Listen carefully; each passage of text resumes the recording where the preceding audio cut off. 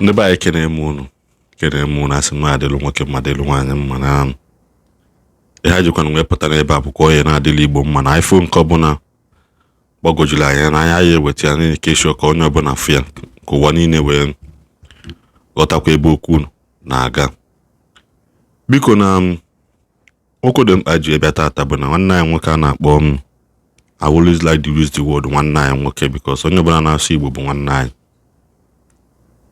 Ọsọkwa ya daa ide okwu na kwuo okwu tero he or she is still our brother. Mana aghọta n'eziokwu na eziokwu na-eme ka onye mago okwu ya na ha adabacha ụfọdụ oge. Mana what makes us brothers, like I always say, is we must disagree for us to agree. When I disagree, we can never agree. Now what the Bible says, can the two work together except if they agree? Because in when I work ebe ezi ikuku abataga agulusi egi ikuku gịnị ka ọ na-akpọ onwe ya. I don't want to know. Ọ ezi ikuku ka ọ na-aza. Nwezikwa afọ ọzọ na-etu onwe ya amarọ m. So apatago wee na-ekwu na Okongwu Dibia should go and apologize to Grafiano, Ayaya na Nando.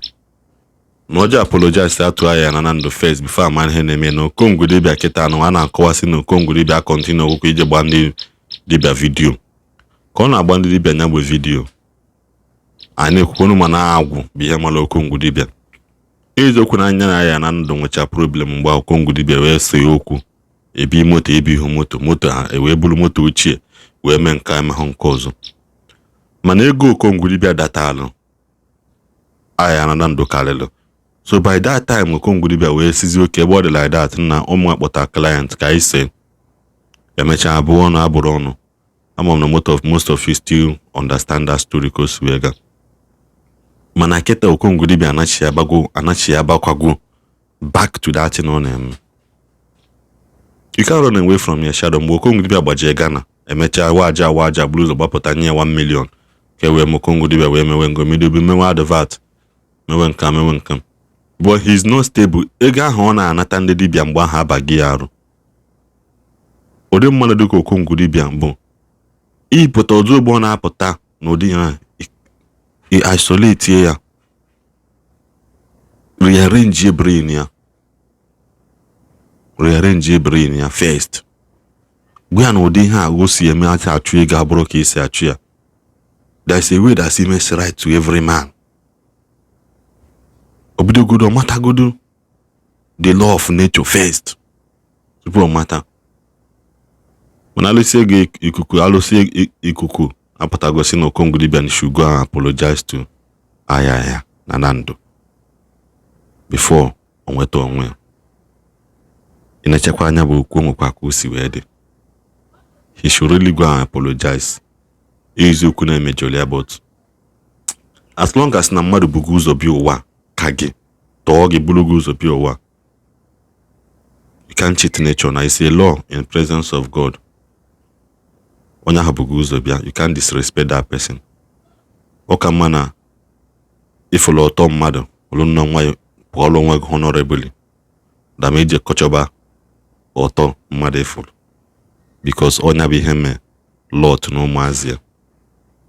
Ọ bụghị Lot, o nwere nwoke na Bible nwatakịrị fọlọ mpe ebe ọ na-asa arụ, mpe aṅụchalụ nkwụ ya gbara ọtọ, ọ bịa chịba mpe ya ọchị, mpe have to curse him. Wala onye nke ọzọ fọlụ ya mpe ya jee were akwa kpuchie mpe ya. Ọ na-eme n'ụwa. Okongwu Dibia ọ bụ na ya ekwu ya eje eme apology. O mechaa apology na gabaziara onwe ka nke Ayaya may say na onwe ihe obulu Okongwu Dibia n'obi, mana anyị niile bụ mmadụ. You may not say it out, mana obi gị ihe ọbụla imagination of your heart. Bible say na imagination of your heart so ike obi gị si wee dị ka Chukwu ezi wee judge, because Bible say out of the abundance of the heart the mouth speaks. The mouth will not speak because maybe in obi gị decided to bury it. Nene video akwụnofu. Ndi Igbo lienu Mwanụ buzuenu. Ọkwa ezi ikuku. Mmụọ na-abata abata. Ihe eji wele enwe onye ozi bụ maka na before ihe eme ozi nya bụ ozi ka onye anwa ọ chọrọ ime wee mara onwe ya. Ihe a bụ gịnị? Special message to Okongwu Dibia. Delisi ife dị iche. Ezi ikuku abụrụ mmadụ nkịtị ka isi wele eche.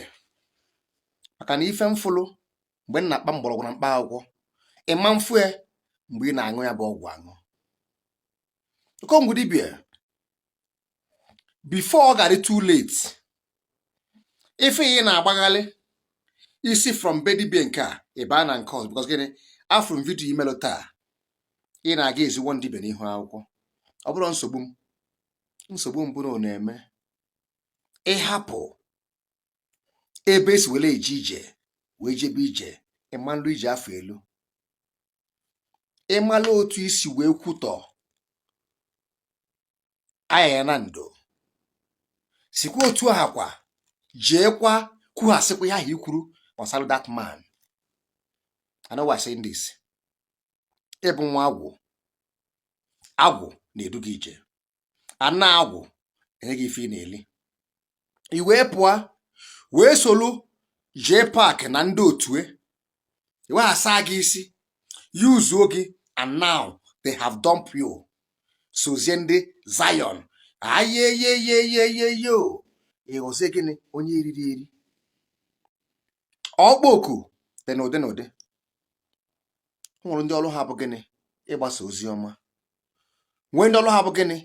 Ịtọkọta mkpụrụ obi. Nwee ndị ọrụ ha bụ gịnị? Ịgwọ ya bụ ọya agwọ. Nwee ndị ọrụ ha bụ gịnị? Izi ndị mmadụ ka oge sitere fa na mma. Okongwu Dibia, ị nwere ọkpọku as nwa agwụ to promote Igbo culture. I wee were akpịlị ogologo na longa throat dị gị na-arụ wee tụfuzie gold ga pikele ụdara. Hey, how the mighty is fallen.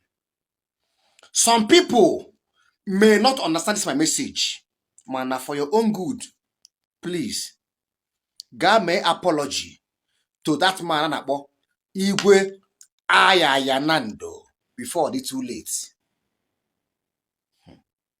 Ịma na onye na-awụ ala anaghị ama na ọ bụ onye ala. Ọ ndị na-akụ na ama na ọ bụ onye ala. This message m ga na-ekwu oge ọbụla because gịnị? Nrapụ gị aka now. Okay, tomorrow now. This your fans or some ndị akpọrọ gị asị na-claim to be your fans. They will run away when the problem started. I never see anybody gbakụtoro ọdịnala Igbo azụ ọ gbakụdo mmụọ be nna ya azụ mechalụ survive anya unless na onye anwa abụghị mmụọ be nna ya kpọrọ oku.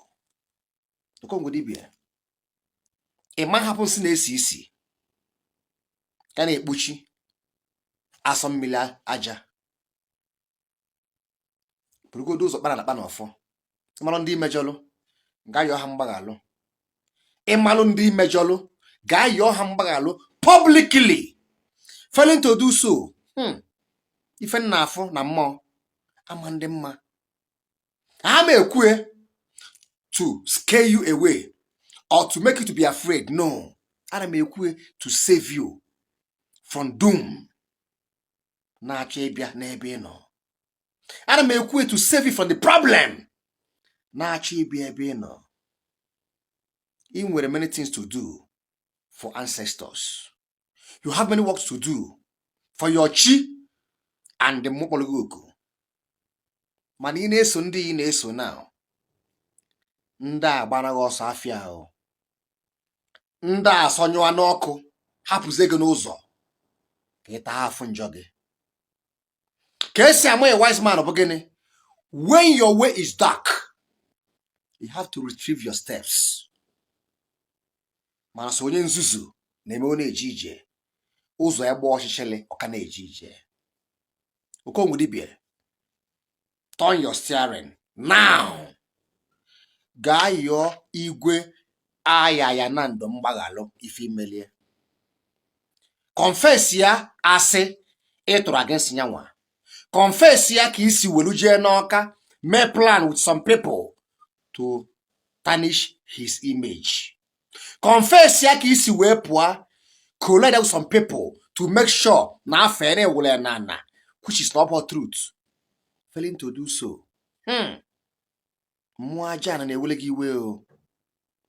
Ife mframa agwa gị. If you like, mkwụsị okwu a kwuo nke gị, then I will tell you more about whom you are. And if I can make it within next 3 weeks or 3 months. Because na mfuru ife nke ọlụ gị. Abụrụkwa m ụmụazị ndị a na-agba gị ife a na Facebook. Abụ m ezikuku. When I see something, I will tell you. You'll be a great man. But never allow all these miscreants Lagos to use you to shine. Now, Lakbo Zion. And now, Sanguwana na Kozota. Turn back on time before the Guinea too late. Ekene m onye ọbụla biko kisi na-enecha ya ma m na-like efu. Subscribe or like. Gbela notification gị. Ị na-enweta notification maka na okwu a efu ka okwu a isi aga. We always say the truth and nothing but the truth. Onye mụ na mmadụ kwu n'ọnụ bụ obi mmadụ afọ n'anya. Ayaya na Nando may not really say it no wutel ya. But in his heart, ọ ma na ihe Okongwu Dibia mere ya bụ ajọ ihe.